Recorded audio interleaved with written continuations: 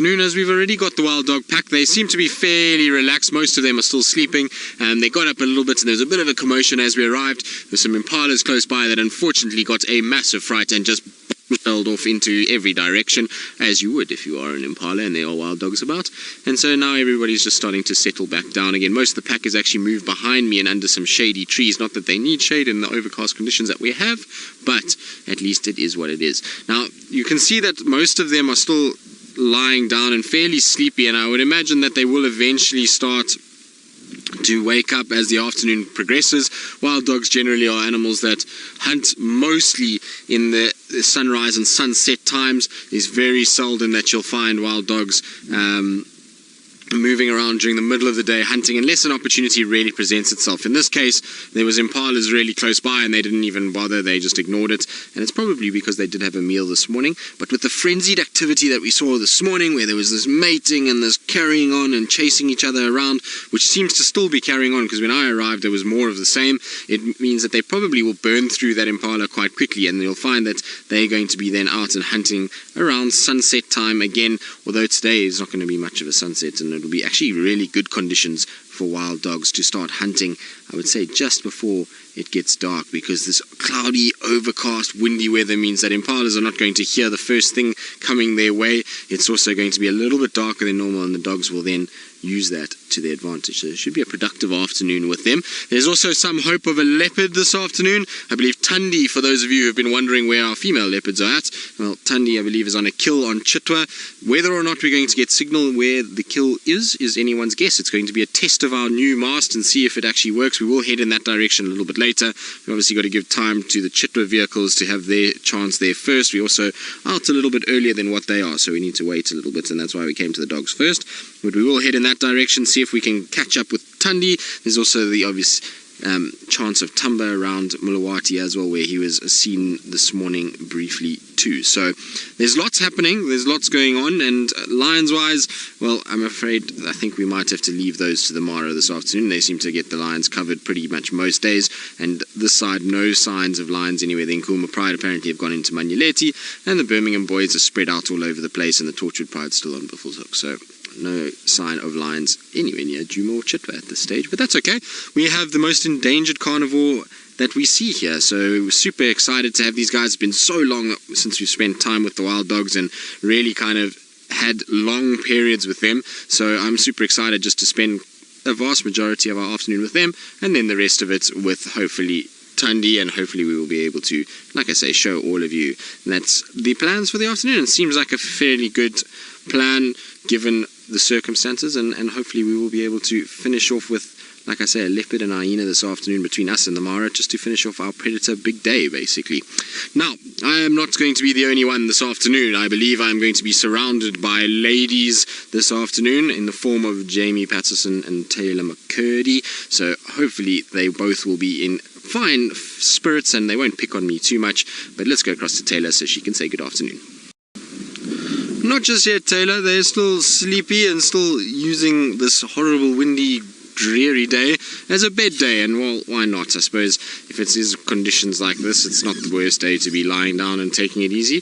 What I am quite surprised about with them is that where they're lying in quite a dense thicket, and normally on days like today, because of how sort of cold it is, they normally would try and lie somewhere in a little bit of open section, that if a bit of sun sneaks and peeks through this cloudy weather, that they might get a bit of warmth out of it. You probably find though the reason why they're lying in here is maybe just protected a little bit more from this heavy wind, and being animals that have massive sets of ears, it helps with them being able to kind of hear what's going on rather than just getting wind gushing through those big ears. Now what are you doing? There we go, that's typical dog. There's a bit of what would we call it? Synchronized swimming aquarobics with their legs in the air, kicking, bicycle. What is that? That's gym position. Lou, you might know this when you're on your back and you've got to do those bicycle kicks. I think there's something to do with that, and it's good for the old core. So maybe our wild dogs, given that there is this interest in the females. So Lou, who does do quite a bit of gym, says no, that's too much cardio for her to know what that is. But I would imagine See, as soon as she rolled and moved, now the male is coming closer. And this is the collared male that has caused all of this disruption over the last little bit. So he's arrived, and that's making a lot of the other dogs starting to get quite hyped up. And why are we seeing this sort of fake mating ritual that's going on at the moment? There really is no sign of proper mating. They're not in any way engaging with one another. There's no actual mating that is occurring for real. It's just all kind of simulated, if you want to call it that, and the females are not allowing the males to actually be properly mating with them. So it's a little bit of an awkward situation at the moment, but he's the one that's causing it, and it's interesting behavior. This morning was such a phenomenal sort of process, and it was amazing to watch. And big stretches as well. I love when dogs stretch like that, and then all of a sudden you'll find they'll come down here and just flop down. There we go. So all that stretching for just that. And it seems as though these three dogs are always together. So it's a young male that's closest to us, then the collared male who's slightly older, and then an adult dog there. And those three were the three this morning that didn't move around much. They were the ones that were kind of sleeping and taking it easy. And it was the younger dogs, which are all behind me at the moment, that were the ones that actually went absolutely crazy. Now they're also just sleeping much like our dogs this side are. And so I think it's going to be a fairly lazy start to the day. I know this morning one or two of you were asking me about had I seen a video with relation to the dogs and sneezing for communication. I think it was Judy H. You were asking me about it, and basically yes, I have seen the video and I have read the reports on it and the guys that studied it, and it was a study done in Botswana, and basically what they were saying is that there's a correlation between the dogs hunting by them sneezing and how that process works. So what they were basically referring to is that when the dogs wake up and they get into a social party, which is these balls of dogs that squeak and chatter and come together, and that social party, when there's sneezing that takes place, generally it's an indication that they will start to move and start to go hunting, and the number of sneezes will indicate that it's a hunting movement or just a social gathering that they're having right there in that spot, and they'll all settle down again. It's a very interesting read, and one that I don't think has been done in South Africa, and I don't know if the South African dogs would be the exact same. I would imagine that they would be. You hear a lot of sneezing from dogs, and we had that sighting where there was a lot of sneezing happening within a pack, and we were a bit concerned about distemper with them. That whole pack actually was eventually darted and treated, and there was all kinds of interesting stuff going on with that pack, and it's the first time I've really noticed sneezing at the beginning. Now, the interesting part about that particular pack is they were sneezing, but they didn't actually go hunting. They all lay down again. There was not very much movement after the sneezing. But I wonder if the correlation would be the same with our dogs here. In my time spending with dogs, I haven't actually noticed it. I mean, they do sneeze a lot, but I've never noticed it with regards to hunting and whether they actually will hunt after the sneezing process. Maybe they do, and there is some truth in it to our dogs, or maybe it's just area specific within the population of the Okavango Delta around Maremi. It's an interesting one, and I'm sure one that if we could spend more time with the dogs, we would be able to confirm if they did it in this area.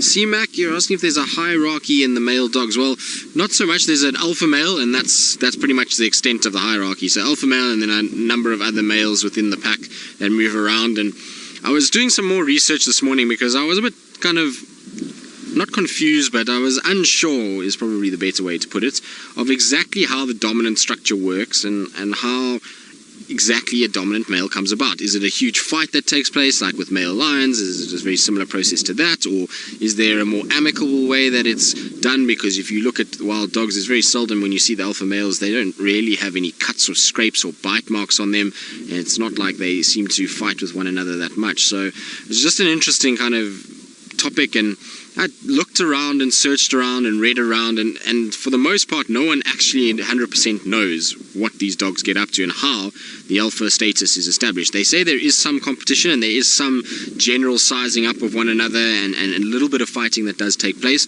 but other than that, it's not as serious as what we see with the lions, and there's quite a fluid sort of movement between the alpha pairs. It's not like the alpha stays the alpha forever. Sometimes even alpha dogs will be replaced by others and still stay within the pack or go and join another pack. So it's a really interesting situation, and no one fully understands yet the exact way that it's all sorted out. There might be size differentiation, there might be some sort of communication that takes place with them, there might be some sort of bloodline thing, but with the transient nature of dogs and how much they move, I think bloodlines would be something that we'd rule out. It's not a matriarchal system or a dominant system where there's a specific sort of line of dogs that will come through. Remember that there's really only one female that's breeding extensively within the pack, so I don't think that can be the case. But it's an interesting thing, and I wonder if maybe there's some subtle nuances that we just as humans just can't pick up on. Maybe there's some sort of pheromones that are released. I don't know, but there is a little bit of competition in that there will be a little bit of chasing around, but it's nothing major. It's not like the fights to the death that we see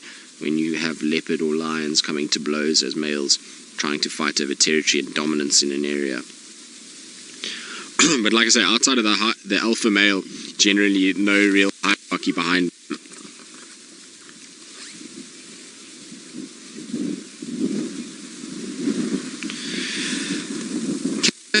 It's possible that the male dogs are trying to bring the females into estrus.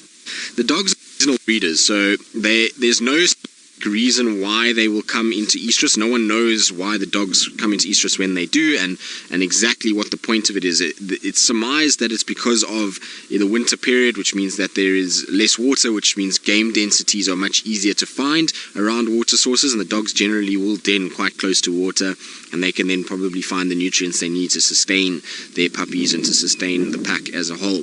So they think it's something to do with the seasonal changes, but they're not 100% sure what exactly starts the female going into estrus, whether it's the male starting to mate like this and starts to cause the female to produce and to ovulate, or if the female starts to ovulate first and then the males pick up on it and start to mate with them. I think what we're seeing here is more that there is a dog that is not really from the pack. He's come in, he's starting to mate with the females as a way of him inserting himself into the group and basically making himself known and trying to sort of establish himself within the pack, and that's frenzying up the other males. There's now an increase in testosterone amongst them that's fueling them to try and mate with the females. You can see this morning's mating behavior that the females were completely disinterested. They were in no way wanting to be mated with. They were trying every technique to get away from the males, to move from the males, to try and reposition themselves, to try and avoid these males actually gaining any sort of penetration, for lack of a better word, and that was kind of the situation. So the females are not wanting to mate. If they wanted to mate and they were starting to come into an ovulation process and they were starting to come into heat, you would find that they would have then started to actually allow these males to start mating with them. Even if they weren't fully ovulating, that process, and if they wanted the males to continue mating, they would have then allowed it. So it's an interesting thing. What actually stimulates the egg production and the egg release is very, very difficult to determine, and because they're seasonal breeders, no one knows 100% sure why they wouldn't sort of come into an estrus cycle outside of that, but they seem not to. Like I say, the latest that dogs would normally den is around this time, so they might have puppies around now, but it's very, very, very, very, very unlikely that they would mate now and only have their puppies in December. Although with nature, you never know. Can't rule out any of these things, and you can never say never. But as far as my experience and talking to a lot of people and researching a lot about the dogs' breeding seasons after this morning, there's very little that is ever documented of breeding dogs outside of that winter period here in the southern hemisphere. So interesting. Possibly they're trying to do that, but I don't think so. I think it's more of them trying to establish themselves amongst each other as males.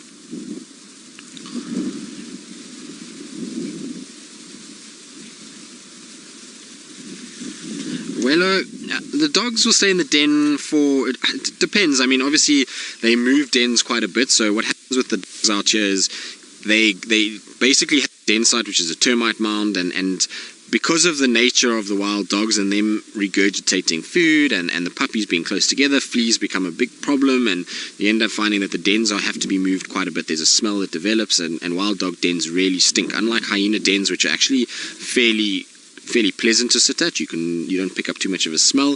Wild dog dens absolutely stink, and so there's a scent that develops which then will attract things like lion and leopard and hyena, and so they're constantly moving their dens. They move their dens about every 3 weeks. Once the puppies reach that first sort of 5-6 week phase, then they'll start every 3 weeks basically rotating that den around and moving it to different mounds within their section. But once they've kind of established themselves and let's say we go through all these den movement processes, they only will start joining the adults on hunts and actually moving with the adults from about 6 months old. That's when they start kind of joining the adults on the run and they leave the den sites. Then you'll find when the adults actually hunt, the puppies will lie down, the adults chase. If they're successful, they will be vocalizing and one adult will come back and fetch those puppies and take them back to the kill, and everybody then rushes in and feeds. Once they're actually fully functioning and forming part of the pack and chasing and hunting and running and killing with the pack is generally when they reach about 9 to 10 months and then onwards to a year. So that's when they're really functioning with the pack properly. But it's about 6 months that they leave the den sites and actually traveling with the pack, but they don't participate in too many hunts then. They still have to watch and work out from the other dogs how it all works and see exactly how things go, much like lions and leopard cubs do.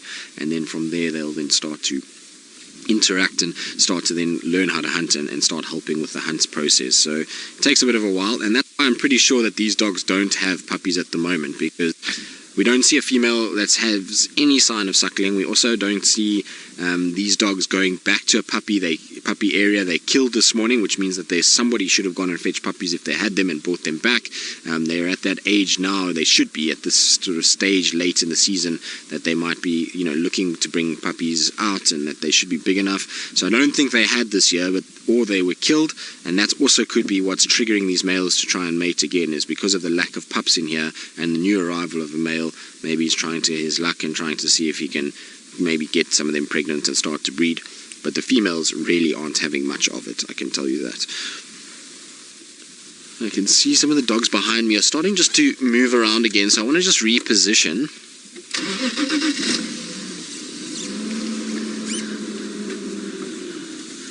And no, they're not. I mean, well, yes, I suppose they are related to domestic dogs in a way. They are part of the canine family, and so yes, they are related to domestic dogs in that domestic dogs are canines just like these guys, but they don't come from any domestic dogs that we know or breeds of dogs that we know. These guys are just out and out wild. They always have been, and I don't think anyone has actually managed to domesticate them properly. I know some people have tried, but really haven't had too much success with doing it. Alright, so I think this is going to be a little bit better for Senzo, so he can focus on these 3 dogs here. There's quite a number of them spread out. They're all under some sort of a quarry bush at the moment. So there's these 3 there, and then there's a few to the back areas that are not very easy to see. And you would think that wild dogs would be an easy animal to spot, and especially when they lie like that. They've got these kind of multicolored coats and big ears and white fluffy tails. But if you look at the dogs that we source directly in front of us, so there is where the dogs are lying, and try and see those dogs in that grass, it is almost impossible to pick them up. So that camouflage is absolutely incredible on them as well. And when they're hunting, when they keep their tails low down and their ears flattened, they can move through grass like this, and predators or prey animals don't spot them until, well, they're quite close, and then obviously it's a big chase that carries on. But absolutely amazing display of camouflage from those dogs there. Even when we zoom in, it's very, very tough to see them, and they're lying right there. They're literally at the base of that long stem that you see. So you can see there they are, just the ears sticking through the grass. So in perfect colors to blend in. Even the black coloration blends in perfectly.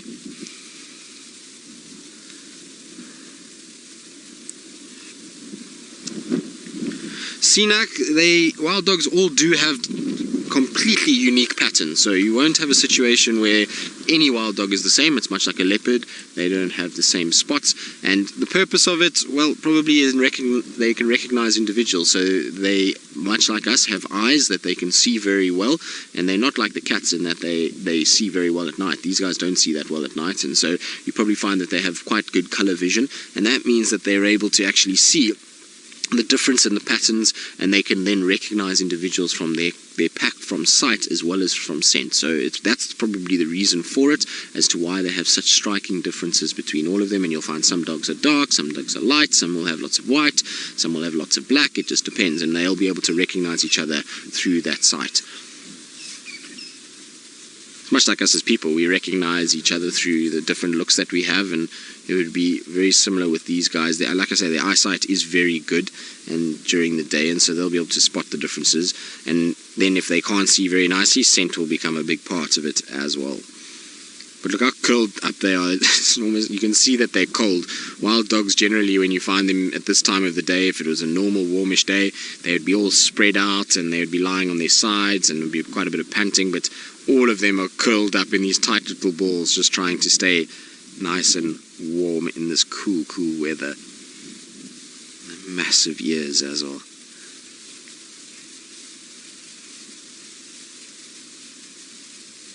Kathy, you're asking how many wild dog pups are there in the Sabi Sands.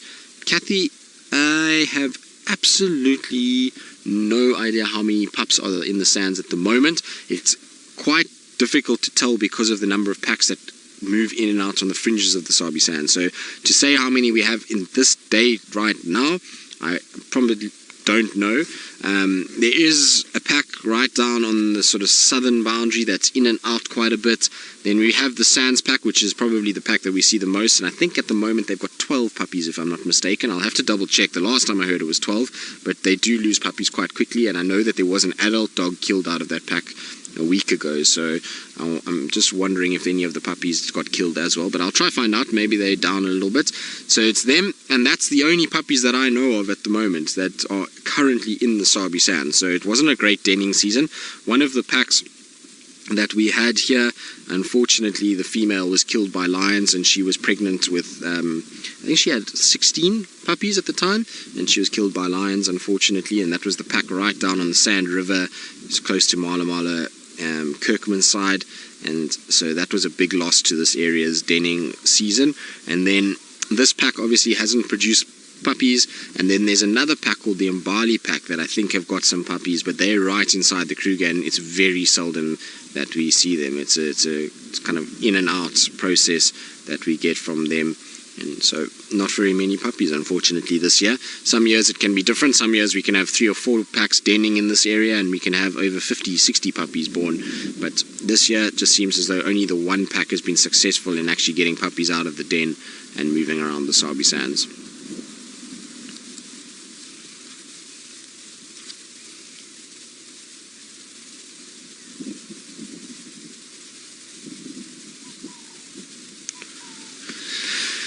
NASCAR, who's 11 years old from Wisconsin, you want to know whether the male dogs help with raising of the puppies. Well, yes, every single dog in this pack will help. So even though one male and one female are making the puppies and having the puppies, every single one of the dogs will help raise them and protect the puppies. So you'll find that what they will do is they'll go off hunting. One individual will stay behind. It's not always the mom or the dad that stays at the den. There'll be different pack members that will stay there.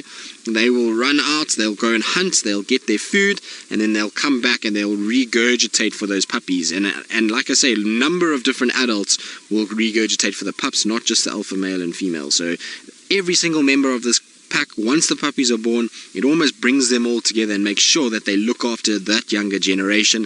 And so they all will help, male, female, young males, young females, it doesn't matter who it is. Everybody helps to look after the puppies and to make sure that the puppies grow up and stay nice and safe. So it's interesting the dynamic that these dogs have, and that they are that way, because it's very unique. A lot of the animals here, the others, adults within the groups, will not help look after the young one and not help feed the young one, whereas these guys will look after their young and feed their young as a whole grouping. And like I say, even as much as regurgitating, which is basically eating meat and then getting the meat to get ejected out of their stomach through their mouth towards the puppies. And how that happens is the puppies come and lick their face of any of the adults. It'll lick around there because they smell the food, and then the animal will regurgitate that meat into the mouth of the puppies. So it's really interesting, just the behavior and how amazing they are at looking after young ones, and how everybody comes together, even though they're such a sort of loosely bonded group. If you think of how many males and females are leaving the packs every year, and the fact that they look after those young ones is, to me, quite amazing. Now, I do need to let the guys know that we do have these wild dogs, because they're all starting to get going this afternoon, so I will use the radio just now.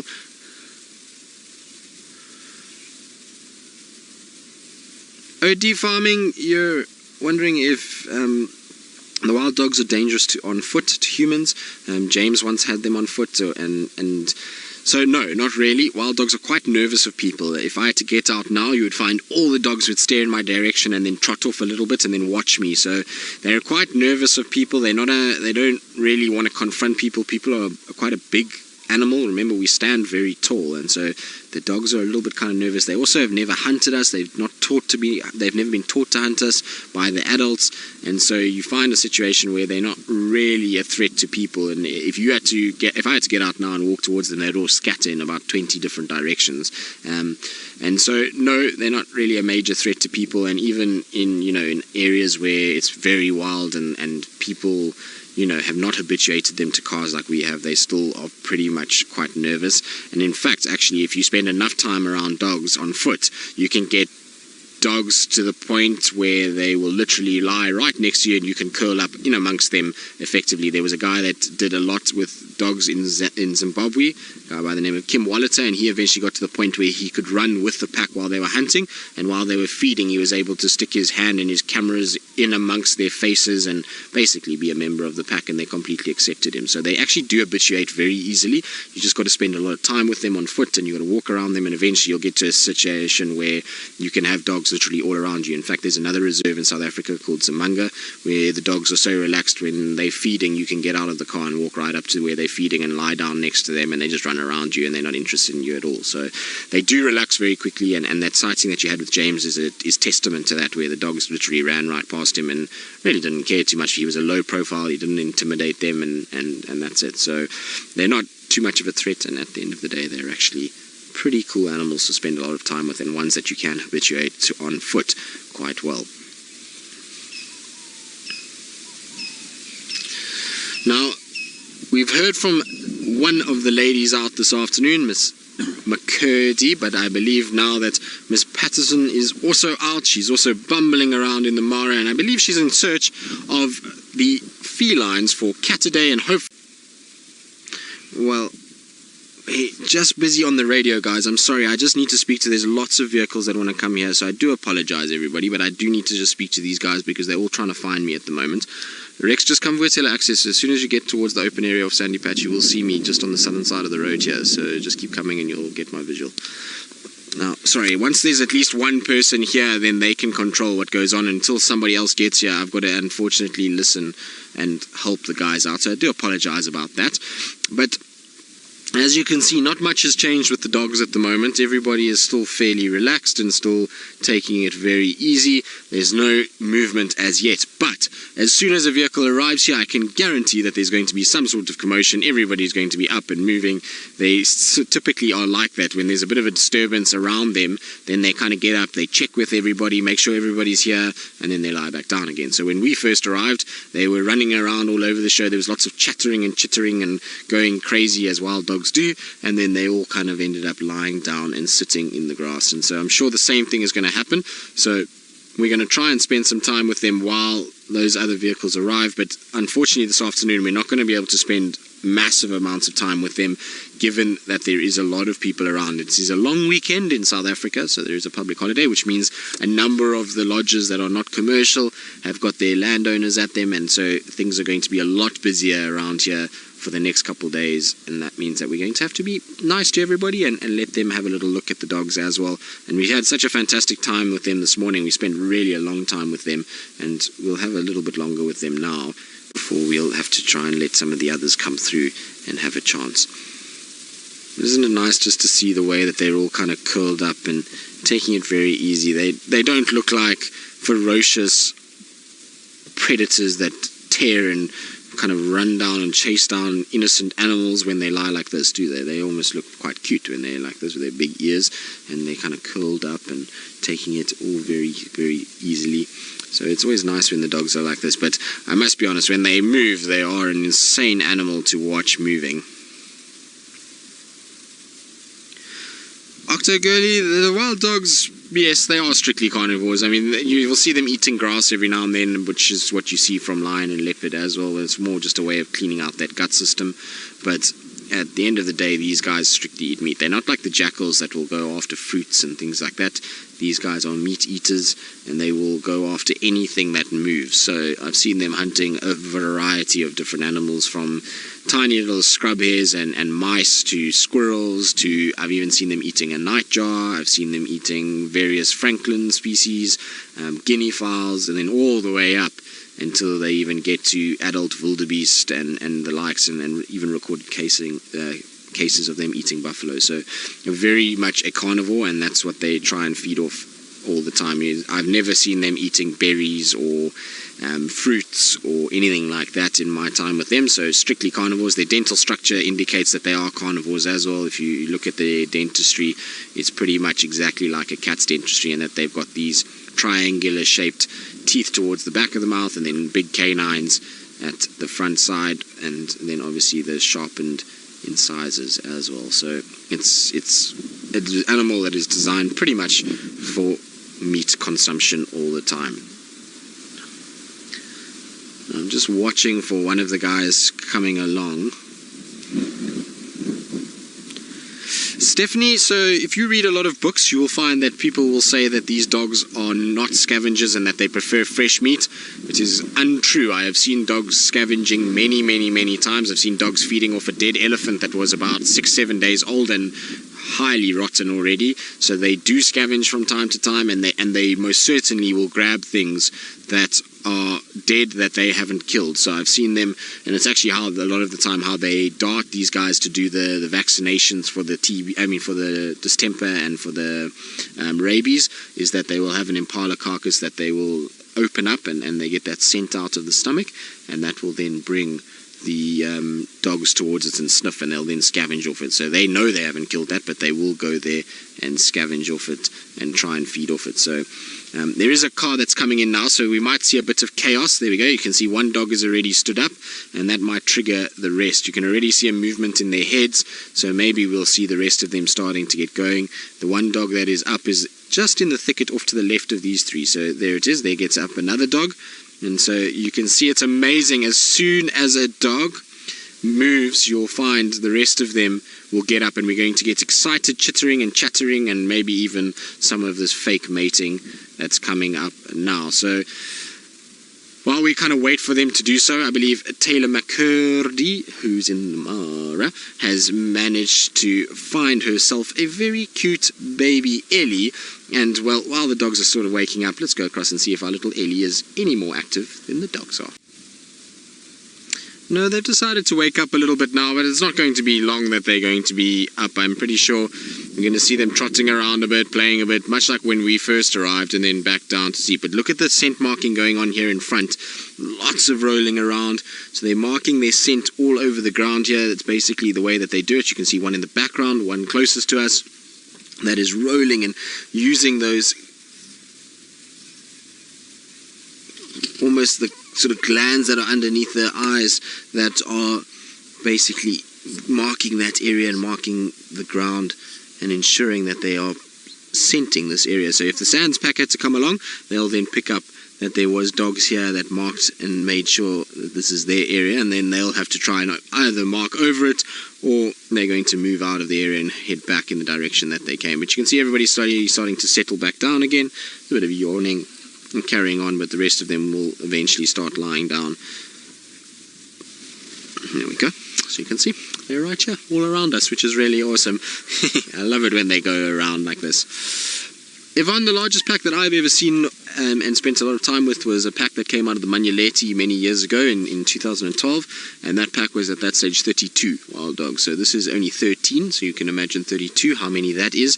This is a fair number of dogs. As you can see, they kind of spread out. So 32 is pretty insane. I remember once watching them on a morning on Nkoro, on the open area of Nkoro, where they killed 7 impala and a wildebeest in the space of about 45 minutes. It was just absolute massacre that took place between the 32 of them. It was really amazing to watch, and how clinical they were. As 32 dogs, nothing had a chance to escape, because things would run, and all they would do is end up running straight into another wild dog and being pulled down. So 32 is the biggest I've seen. I know of people that have seen packs that are over 40, but personally I've never seen that myself. I believe at one point the pack that male dog with the collar comes from, that pack at one point I think got to over 40 in about 2-3 years ago, and then split. And so it does happen when they get to that many. It's difficult to feed that many dogs, so they do often then split into different groupings.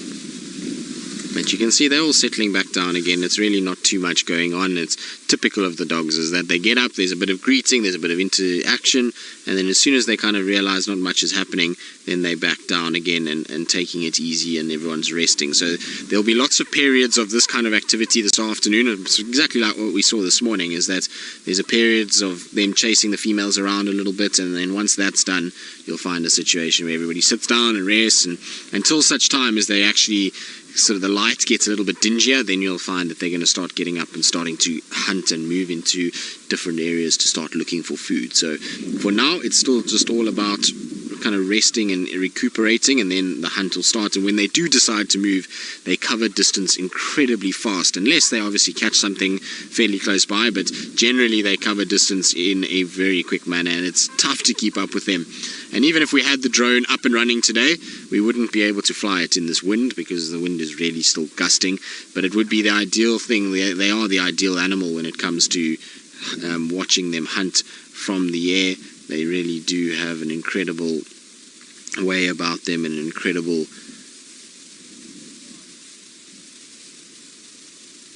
movements that they're able to hunt, and the drone really captures all of that. Sorry, I was just watching, there's a car of people that was just asking for directions that are going towards the lodge. We're right off the main road that goes towards Djuma camp, and so they were just asking exactly where they need to go, so just pointing them in the right direction so that they can make their way to the lodge itself and not be left behind on game drive. But there we go, that period of excitement is over in all of 2 seconds really.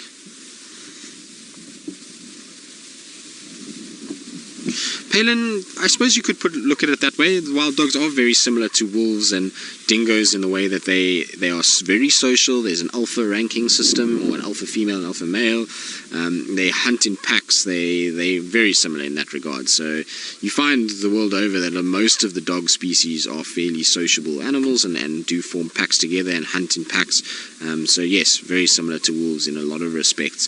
Not quite as large, and definitely do not take on quite as big animals as what the wolves do, but still just as intelligent and just as incredible in the way that they look after their young ones, and they have this dynamic within the pack. I think the wolves are probably a little bit tighter knit than what we see from the dogs. The dogs, like I say, tend to be quite transient and move between packs, but the wolves tend to, as far as I understand it, wolves tend to be quite sort of tight-knit groupings that don't really disperse too much from one another. I could of course be completely wrong. I've never spent any time with wolves, but from what I've seen and what I've can make out, I would imagine that it's similar, although probably find that they are actually a bit more like the dogs in some ways. It's just that the populations of both of these animals, unfortunately, is not really that big in certain areas, and it's interesting how the wolves and the wild dogs have both had a similar kind of history, in that there's been a lot of issues plaguing them, and a lot of persecution from people because of the nature of the way that they move. They both here in Africa with the dogs, and the wolves in Europe and other parts of the world, and in North America, they're seen as, you know, these animals that are completely destructive towards the lifestyles of people, in that they, you know, destroy livestock and kill a lot of animals, and that they're ferocious beasts that are going to kill you. And they're not actually like that. Even wolves, from what I can gather, as much as they can be dangerous, they're not inherently prone to hunting down people and killing them as much as what movies and everybody else would have you believe. They're actually more sort of relaxed animals, and animals that kind of try and go after their natural prey items rather than people. So you can see still sniffing around, still a lot of kind of interaction between them. Not quite as much frenzied mating behavior as we saw this morning, but still.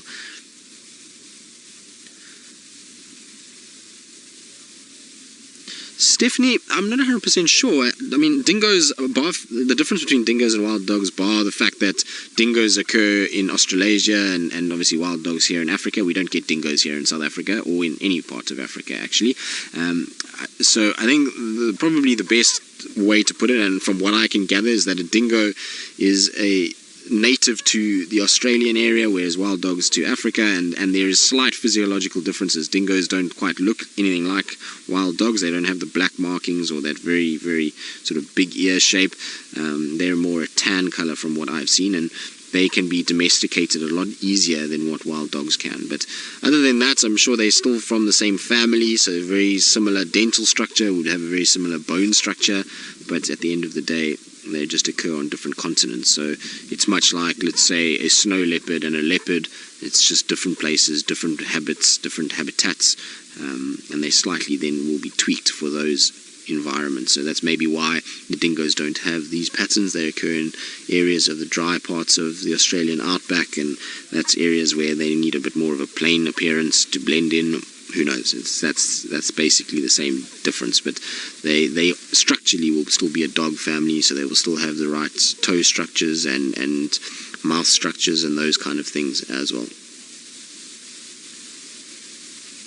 You see, once again, another car arrives and everybody starts to pop heads up and move around and sniff at one another.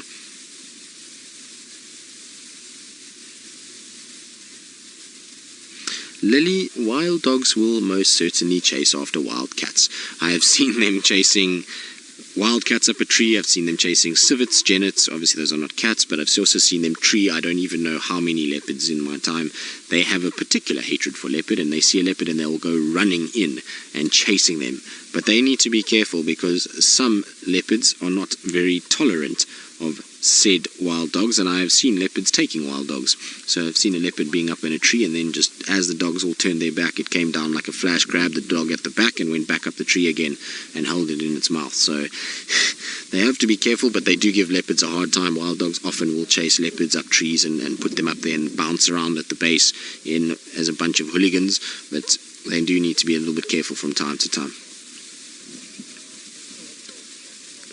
Now you can see it's still the same process where they're sniffing genitals, they're trying to kind of mate with one another, but it's not really going very well. Both of those are male dogs, by the way, so they need to find the females, which I think are all curled up on my left-hand side at the moment. So there is a little bit of movement, and there's a lot more movement than when we first got here, and it will increase as the afternoon goes on. But while we sit with them and enjoy their sort of antics and see whether or not we do start to wake up, let's have a look and go across to Jamie and see how she's doing with her rather sleepy kitties.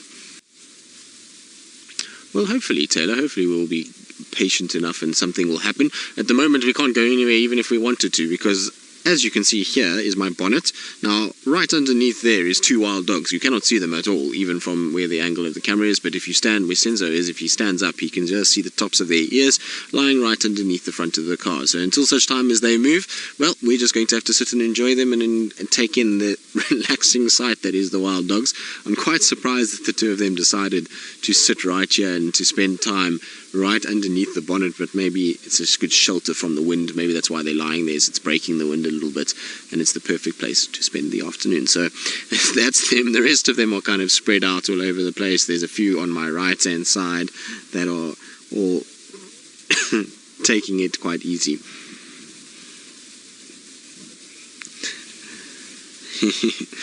So Tucker, who's 5 years old, hello Tucker, and you want to know whether or not the wild dogs will stay with the people at night after they've been out hunting and playing. Tucker, no, they're not like our dogs, unfortunately. They are wild animals, so we can't take them anywhere. We have to leave them to run around at night and to do their thing and to try and learn how to stay safe at night so that they can stay away from lions and leopards and all these things.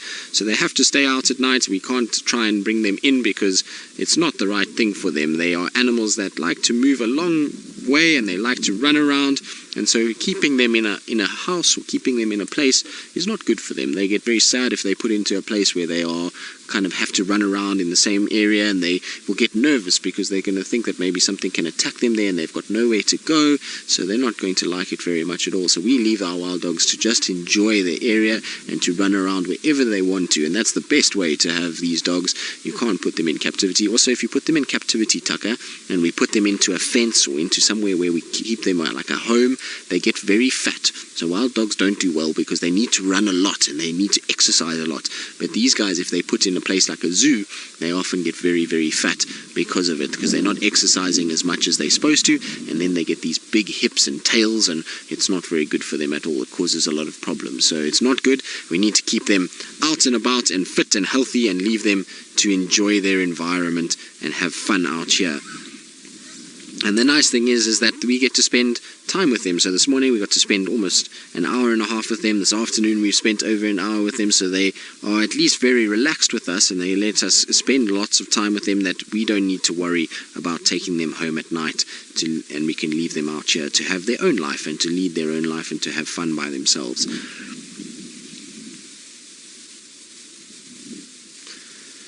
But it's still, like I say, very quiet with them. I was hoping that they were going to get up and moving, and especially with those impalas that were around, I thought it might trigger in this weather them to start moving around. Now, James, you say a relaxing sighting with wild dogs, which is surely not words that are uttered very often. Agreed. Wild dogs are generally chaos. They are generally rushing around, crashing through thickets, bouncing around, trying to keep up, losing them, refinding them, losing them, just having an absolute kind of chaotic experience. But this morning and this afternoon has been all very relaxed and sedate. It's been really quite wonderful, actually. It's meant that we've been able to sit pretty much in one spot and just enjoy hours of wild dogs. It's fantastic. And I wonder if maybe a bit of the weather's got, the weather's got a bit of that to do with that, in the fact that it's a little cold and blustery. So this afternoon they just curled up and sleeping off this grey day. Also, they had food this morning, so at the end of the day we found them after they've eaten, which generally means they do go into a state where they'll start to calm down a little bit and they'll start to spend a little bit of time taking it easy. So it is a nice thing to have, for sure. It allows us to actually get to talk about them for long periods of time and to discuss lots of different things about them and look at all their different components, from these feet to the ears to the nose, the structure of the animal, the coloration that they have, the behavior.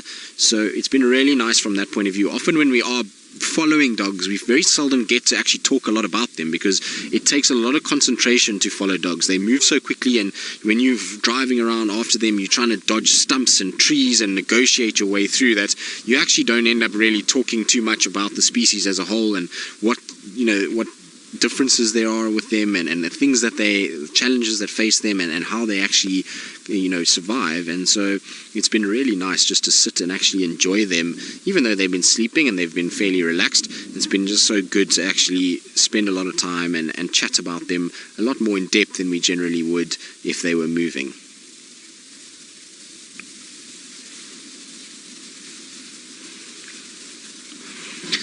So, Tanis in Canada, you're asking if one dog gives the signal to move or if it's just any one of them and then up they get and go. Well, Tanis, it depends. Most of my experience with the dogs has been that it's generally the alpha pair that will decide what goes on and the direction that they head. And once the alpha pair are up, the rest of the dogs then follow in behind. Now, in this particular pack, it doesn't look like there is an established alpha male and female right now. So whether or not that's going to change the way behavior is going to be interesting. And if we go back to what we were talking about earlier when we were talking about the sneezing of dogs and how they reckon in Botswana that sneezing is related to how the dogs move, they were saying that in areas where the pack is very established, there's a very established alpha male and female, they generally indicate where to go, and only when they sneeze do everybody kind of follow what goes on, and the sneezing is far more limited. So it just shows you that the alpha male and female will dictate a lot of what goes on. But in packs where there's not a very well established alpha male and female, there was 10 times the number of sneezing occurrences, and that would mean that there was an incident where it was almost like a voting system and basically an argument, if you want to call it, a sneezing argument, in that they were trying to work out which way they were going to go and move and which directions they were going to to head in. So it's really, really interesting for me to see the differences and to see when there's alphas, how stringent and how they respond to those pair. But when there isn't, it's almost like a little debate that goes on amongst them. They'll be chattering, they'll be chirping, they'll be running around, and then eventually they'll follow maybe some of the more senior individuals that will then lead them out into a hunt or to where they're going to go. What's going to intrigue me is which direction these dogs go from here. So we had their tracks yesterday where the 4 male lions were at Tambuti Dam, which is quite far northeast from where we are now. Generally that's where this pack is from, the northeast of us.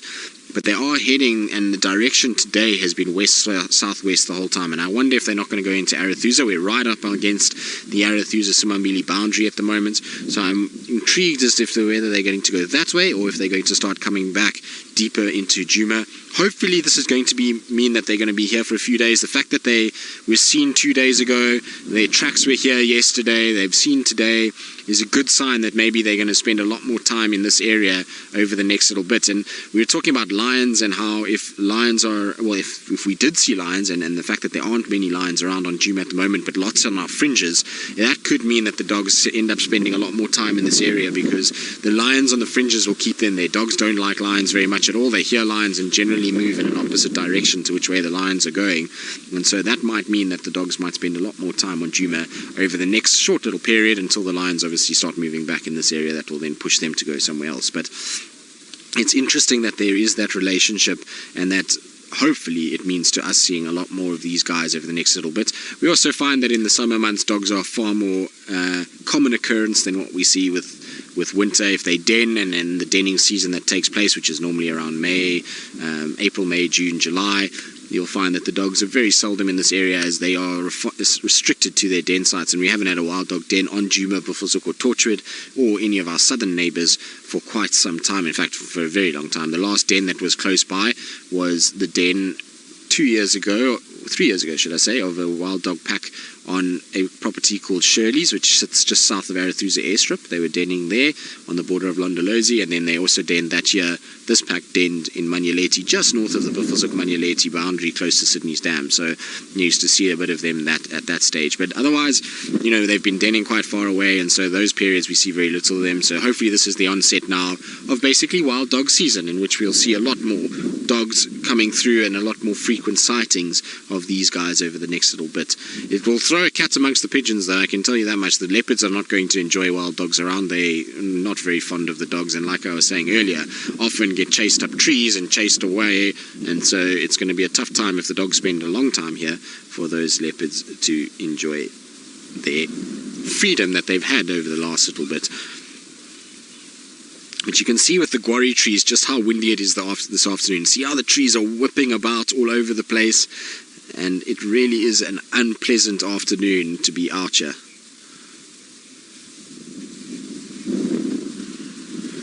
Proud Cat Mama, you're asking what are some of the adaptations that wild dogs have for their environment. Well, first of all, I mean, their coloration is perfectly suited to blending in and camouflaging within these African savannas, so whether it be grassland or thickets like this, they're able to kind of blend and really disappear with that mottled pattern that they've got, so that helps with them.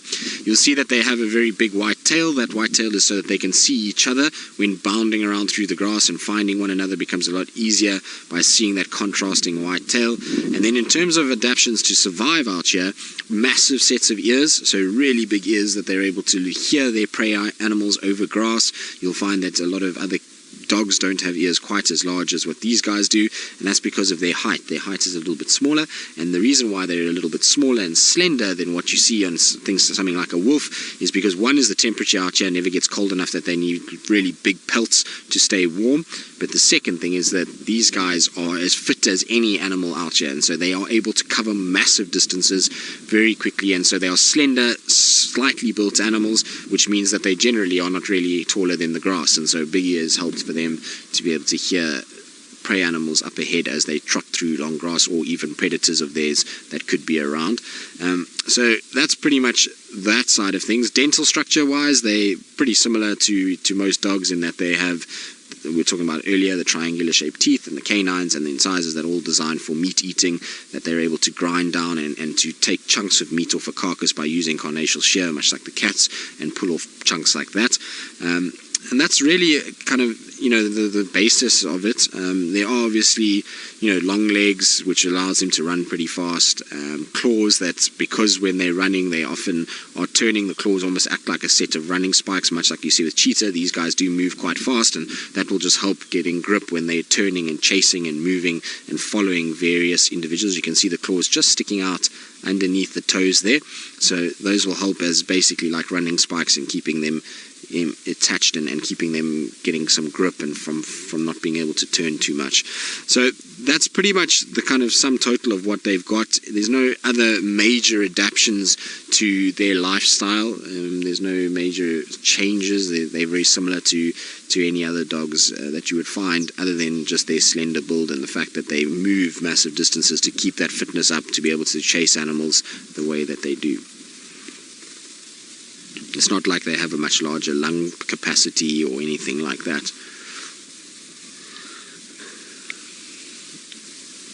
Jamie, at the average territory size for an average pack of dogs is very dependent on density of wild dogs. It depends on whether or not we have a high density or a low density, but in the Sabi Sands system, most of our dog packs are occupying, in the Sabi Sands, you're looking at probably about 30,000 hectares, so 60,000 acres would be about the size of the packs here in the Sabi Sands, but there's some packs that will go into areas of Kruger and cover close to 200,000 acres, so quite big areas. And obviously the bigger the pack, the more that they will roam around and the more areas that they will utilize in order to be able to sustain themselves, find food, find water, find what they need to survive. So they do get quite big packs. You can see they are starting to wake up now, so there are some that are just starting to bubble about and move around and bounce around a little bit, and this is exactly what we've been seeing most of the afternoon. So I would imagine these guys are going to come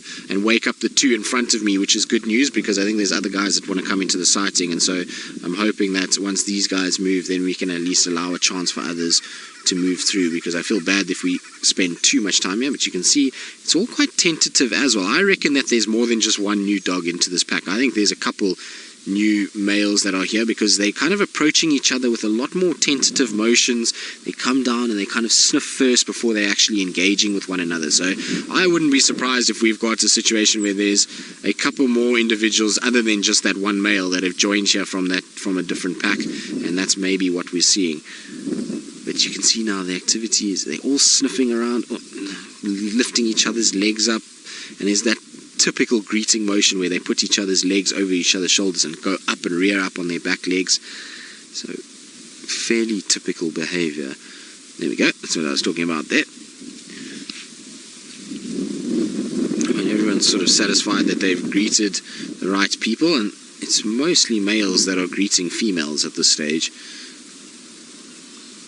So that dog there looks like to be a female. I'm just 100% checking, but yes, she's a female. So you can see she's slightly built. She's actually a beautiful dog. She's got wonderful color. Now listen to them. I hope we can hear it over the wind.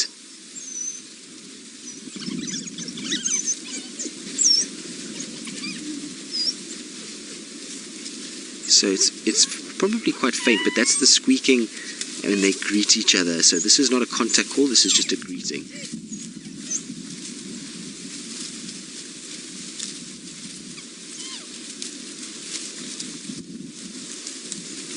Very interesting. So they've gone a bit quiet now. I was hoping they were going to get to a very excited chatter. They sometimes do, and just before they hunt or move, you'll find that chatter gets really crazy and they'll go absolutely mad before they start moving. This is more just them kind of greeting, and more of the same that we've been seeing this morning. This is not them getting going, I don't think, just yet. But you can see how close they are. I mean, they literally are in the front of our car and playing around all over the place. So they are completely relaxed with the car being around them. They're not in any way perturbed. If we had to go to some of the other dogs that are in Kruger and off-road with them, they'd be a little bit more kind of skittish of what we're doing.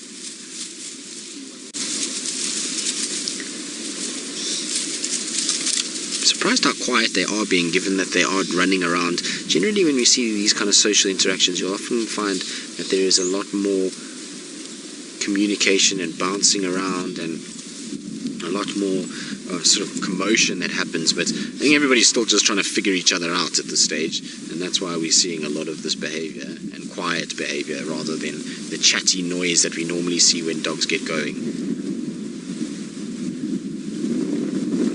But it's so interesting that they kind of play like this, and then there's the teeth. Did you see those teeth? They're amazing.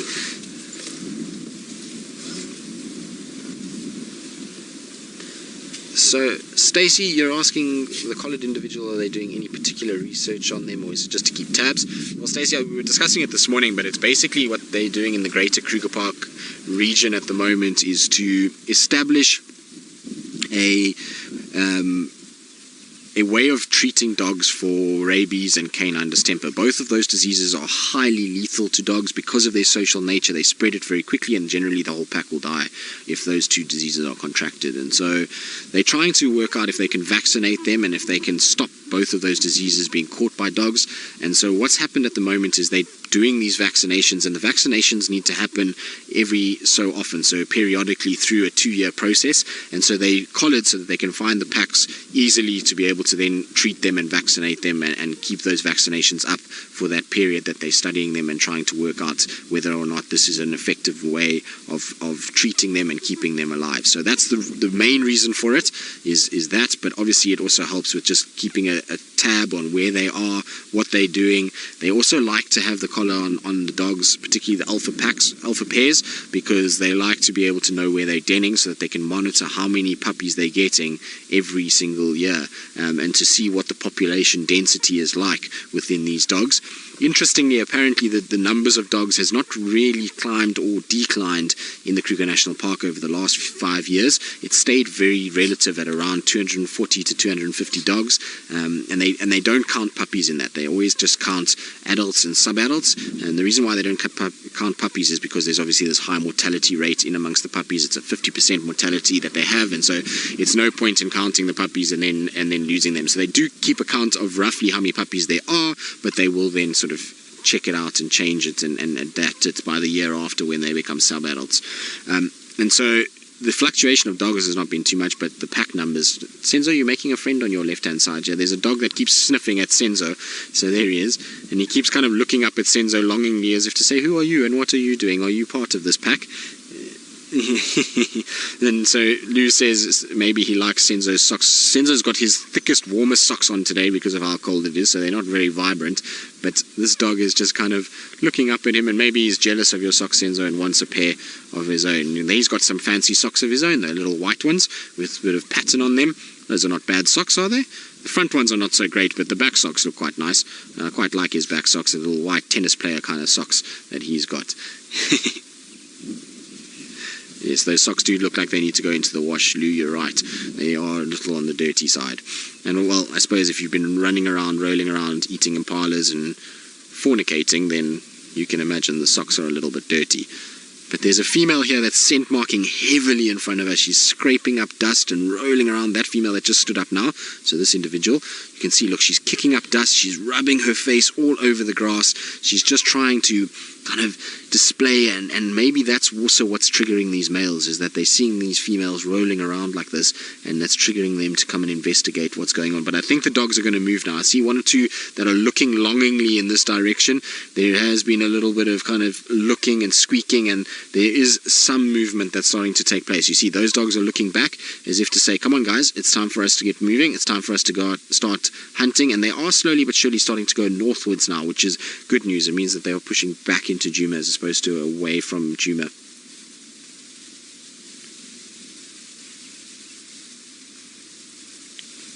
But interesting behavior nonetheless, that's for sure. You can see that collared dog has now come straight to where that female was rolling around, and see how he's sniffing? So this morning we didn't see much from him. He seemed to be one that was just lying down and not doing too much, but he's in the thick of it today. He's rubbing up, muzzling up against that female. You can see the others are all sniffing him to see who he is and what he's doing here, and he's kind of more interested in the females than anything else. Really interesting behavior.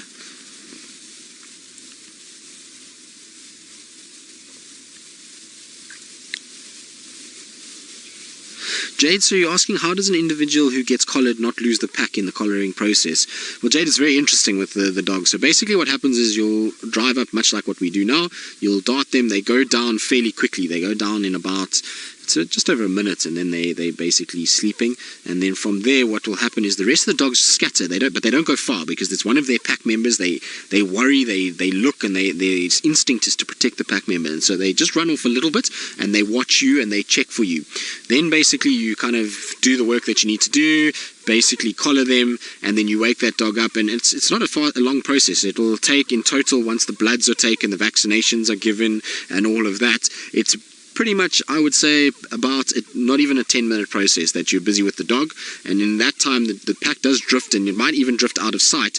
But as soon as you wake the dog up, which is a very quick process, you literally dart the dog, and within about 10 seconds that dog is up and running. It will then run, and then it will find the scent of where those dogs have run. It will start to vocalize, and it will make what's called the who call. And the who call will then basically get these dogs to contact one another. They find the call, they find the pack like that, and then off they go again. So it is really quite easy for them. It's much like a lion's roar. These guys hear each other's who call, and the pack won't go far because they know that their member of their pack has been left behind, and they'll want to know what's happened to it, and they'll come back and investigate. And with the who call, they then find each other, and off they go. But these dogs are starting to look like they're getting up, and they are moving back towards me now. So they've changed direction and they're going south. So I think we might have a situation where they might actually start running southwards, maybe towards Impala Plains, which is really open and potentially to start hunting. It's going to be interesting to see. I have a funny feeling, though, that they're going to go into Arathusa in the next little bit, but hopefully we will get a hunt out of them before they head in that direction. You can see now they're starting to be a lot more sort of vibrant in their movement. This is the only dog that is lying down at the moment, which is the collar dog. Everybody else is up and moving. There's dogs behind me. There's dogs spread quite evenly around us, but general direction is all southwards. You can see, look at how they're all starting to kind of clump together, and it's not so much playful now as it is moving in a direction. So I think we're going to see them actually starting to get going now. I don't think they're going to sit for too much longer. I think it's time for these guys to start actually running. There we go. You can see now, look how everyone's just departing. It's a very different behavior than what we were seeing just now. Now what I need to do is try and turn around so I can follow them. Senzo, am I good there at your side? Good. So Senzo says I'm okay. So I'm going to try and just turn.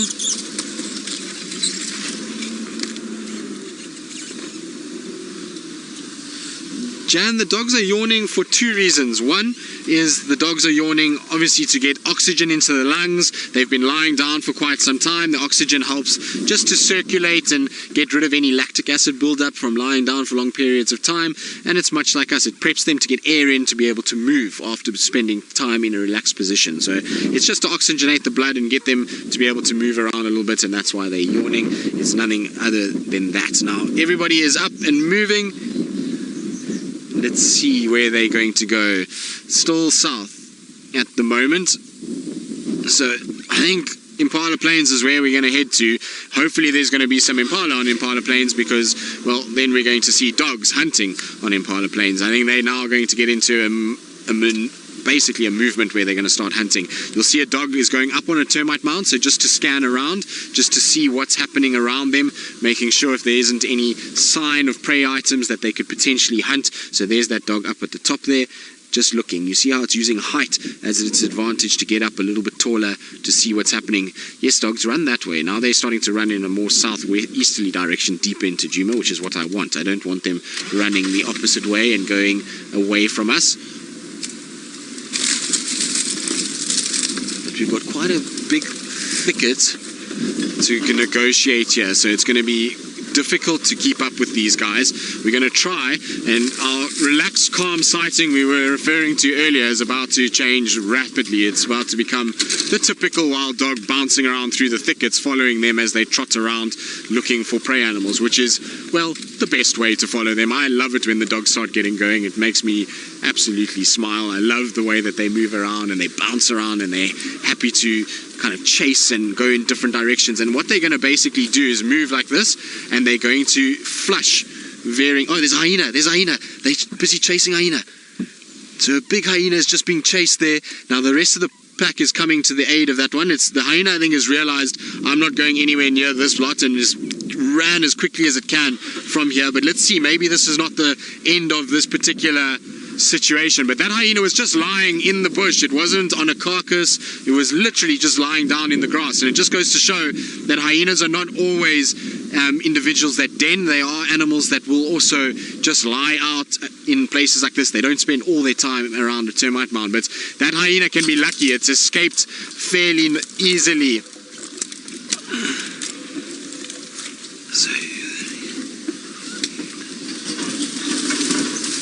So I think the hyena is at this stage gone quickly. Yes, that hyena disappeared very quickly. I think it knew 13 against 1, not a good idea. If you're a hyena, you're going to get bitten and maimed and hurt, and so better just get out of that area as quick as possible. You can see the dogs all just now sitting and kind of taking it in and just checking if there isn't any more hyenas or maybe some sort of sign of food. But here we go. We're going to start moving again now. I want the hyena to come back just in terms of I want to see how it plays out if it does. So Jackie, the biggest problems for dogs in terms of predation is probably lions, and they're probably the worst out of all of them. But hyena and leopard are also a big problem, especially in the younger dogs. You'll find that the puppies in particular are ones that do get hit by those animals. But lions is pretty much the #1 threat for these guys. There has been reports of crocodiles as well going after them, but generally it's the lions. I'm just trying to find a way that I can view these dogs without having to block the view of the guys behind us. I'm letting them just have a chance to go through because, well, this is how it works when we're out here. Is everyone just gets a little bit of a gap and we give each other a chance to kind of be the ones in front with the dogs themselves and to be able to actually watch the dogs and to be able to kind of see what goes on. So it's always good just to work hand in hand in conjunction with each other. Dogs are now slowing right down a little bit and really taking it a bit easier. So this is what does happen with them when they are on these afternoon hunts, is they kind of will stop a little bit, they'll settle, they'll kind of take it easy for a bit, and then they'll go off running. So it's not a period of sustained running all the time unless they've come across some sort of target. But you can see they're kind of just shifting, moving, they're feeling out what's going on around them, seeing if there isn't any prey animals. And now is the time that it would have been nice for these impalas to have been around, because earlier the impalas were here and they all just scattered when the dogs were still sleepy. But if the impalas were here now, I can tell you that those impalas would be getting chased heavily by these dogs. But we still continue to go in a southerly direction. I think we're going to cross over fairly shortly. The boundary is not very far. We're running parallel with the Arathusa boundary at the moment, so I'm pretty sure we are going to eventually cross it this afternoon. Just depends obviously on what they come across. If they come across impalas and impalas run east, they'll run east. If impalas run north, they'll run north. If impalas run south, they'll run south. It just obviously is always very dependent on that particular animal and which way it goes as to which way the pack will end up moving.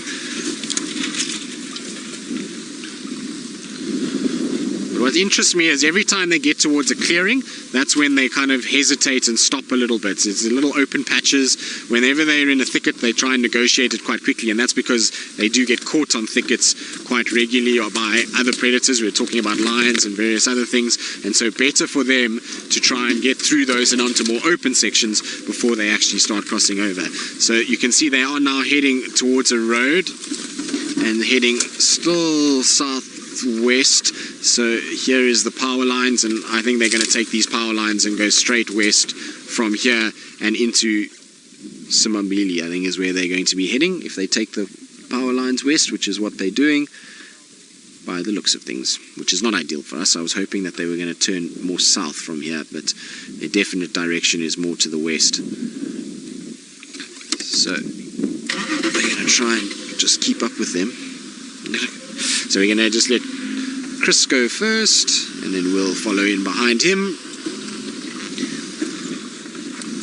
Right, let's try and shoot round to the other side here so we can just keep up with these guys and at least get some view of them as they mill around in this particular clearing. I think if they're going to stop there.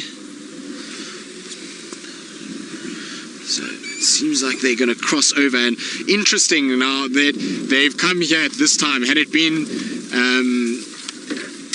a few months ago, this would have been a very interesting process that we would have gone through, because this is where the youngest Nkuma female was denning, and that would have been an absolute disaster for those little cubs, because these dogs, even though lions are their number one predator, if they came across lion cubs, they most certainly would have a go at them and try and hammer them. So interesting that those cubs, they're not here now, but it would have been a really crazy sighting to have watched these wild dogs, because they certainly would have gone after those little cubs if they found them.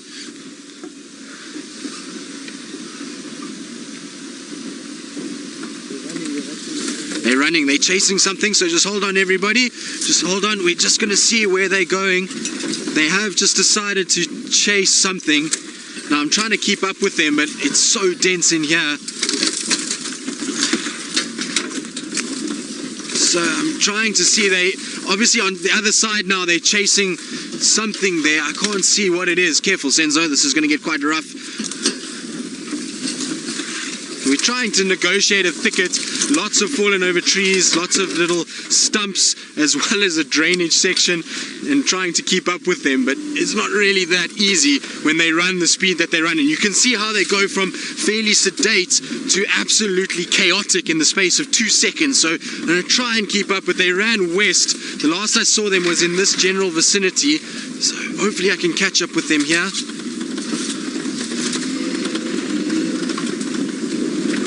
There they are, they're now crossing towards Arathusa, but whatever they tried to chase, they've unfortunately must have missed. There must have been something small like a Dingo or a Steenbok. You can see the pack's now spread out here and they've stopped running, so they've obviously missed whatever it was that they were going after. That was cool, that was a bit chaotic and quite crazy. Just hold on, somebody needs to get hold of me on the radio. Go ahead. Yeah, FM, they're just static now. They've obviously missed whatever they were chasing, but they're still static here under these quarries. So they're just looking around. Everybody's kind of looking in different directions. And just trying to see if they're going to carry on moving, or if they're going to actually spend more time sitting. It looks as though they might just rest for a little bit after a bit of a chase before they start going. But we're going to keep up with them and see. Hopefully they change direction and head deeper into Djuma and not into Arathusa. And while we do that, I believe Taylor McCurdy, I think, is still with their lions. I couldn't hear Lou very well between the game drive radio, the wind, and, well, just my excitement because I'm shouting at myself. So hopefully she has something interesting for all of you guys to look at.